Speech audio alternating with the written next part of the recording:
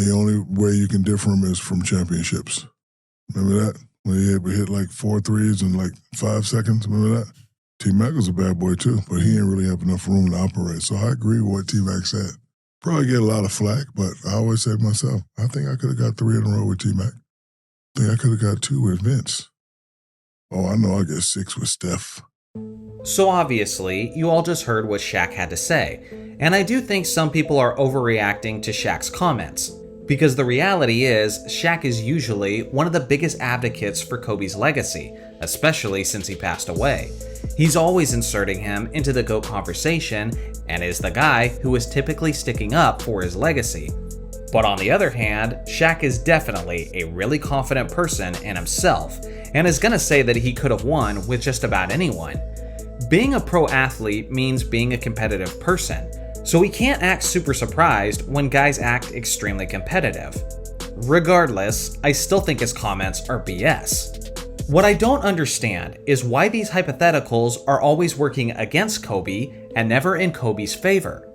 For example, what if Kobe Bryant played with Tim Duncan, a guy who has 15 all-defense teams instead of Shaq's 3? Kobe also wouldn't have needed to convince Duncan to stay in shape and make his free throws, like he had to do with Shaq.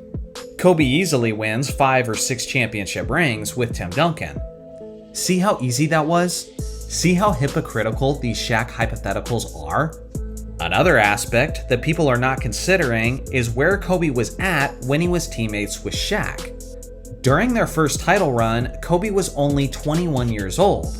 In their second, he was 22, and in their third, he was just 23. Now, Shaq said he would have won 6 championships if Steph Curry was his teammate instead of Kobe. You know what Steph was doing at that same age? At 21, Steph averaged 17 points per game. At 22, he averaged 18, and at 23, he averaged 15. During those years, he was not an all-star, he was not an all-NBA player, and had no accolades to his name whatsoever. And that's the guy that Shaq's supposed to win 6 championships with? Why does Shaq get the luxury of playing with a prime Steph in this hypothetical scenario when Kobe wasn't even in his prime when he played with Shaq? I mean, just imagine if a prime Kobe had been teammates with a prime Shaq. Instead of Kobe being teammates with Shaq between the ages of 18 and 25, what if he had been teammates with him between the age of 24 and 31? They're definitely winning a lot more than 3 rings in that scenario. But that's not what we're talking about, because for some reason, these what ifs always work against Kobe rather than for Kobe. Now let's just play along with this stupid hypothetical for a minute. Let me remind you all that Kobe was not simply a passenger when he was teammates with Shaq, but during the playoffs, there were times where he came through massively for his team just when they needed it. And you can't simply assume that Tracy McGrady, Vince Carter, or Steph Curry could have been pulling off that same feat at that same age. For example, how about the game winner against Phoenix in the first round of the 2000 playoffs? How about the fourth quarter against the Portland Trailblazers in the 2000 Western Conference Finals in Game 7? It was Kobe who led the Lakers in scoring during that fourth quarter, and who led them to that 15-point comeback. And if the Mamba doesn't step up in that moment, then the Lakers don't win that game and they don't win that series. There's a reason why Bob Costas said this while calling the game.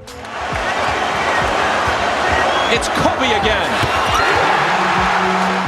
It's because Kobe was the one who was coming through time and time again in that fourth quarter.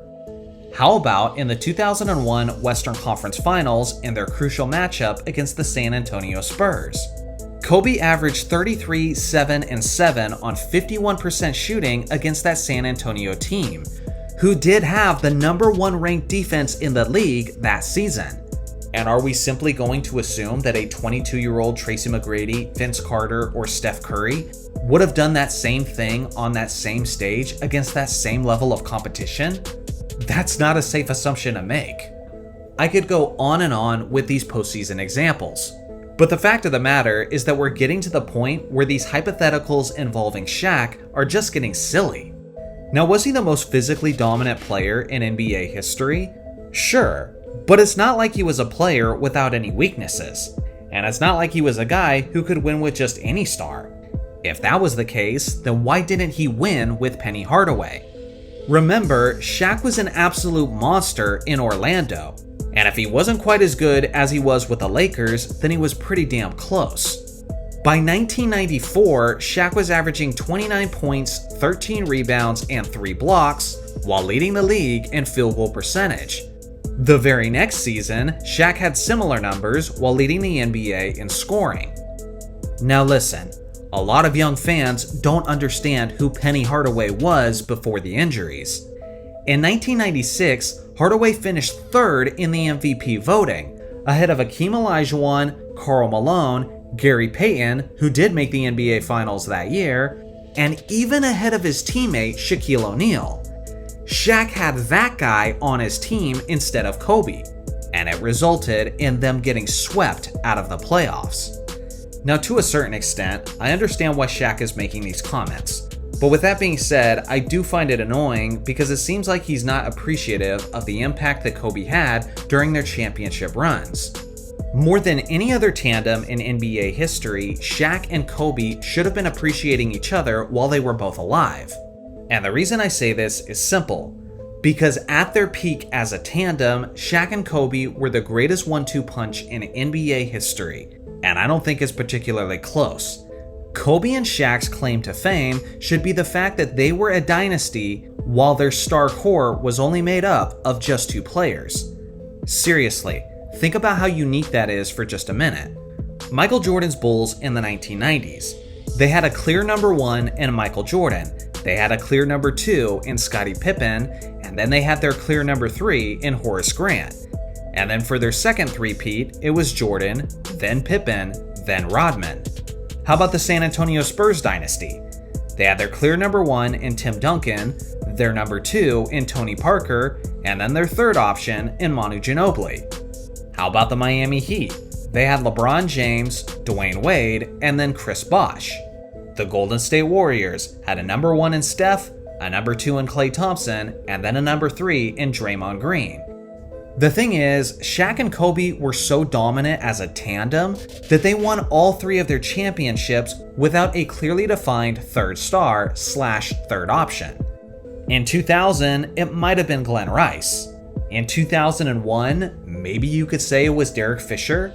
And in 2002, it was Robert Horry, maybe? That's what made Shaq and Kobe so special, is that their championship dynasty core was just Shaq and Kobe. And yes, they had role players that obviously contributed, but being able to win 3 straight championships and making the NBA Finals 4 times as teammates, when you two are the only stars on the team, that should be your claim to fame, and that's something that you should definitely respect and appreciate about one another until your last breath. So what do you guys think? Do you disagree with me? Was Shaq right or wrong about his comments? I look forward to hearing your thoughts in the comment section below. Thanks for watching as always, make sure to like and subscribe for more basketball content, and I'll see you guys in the next video.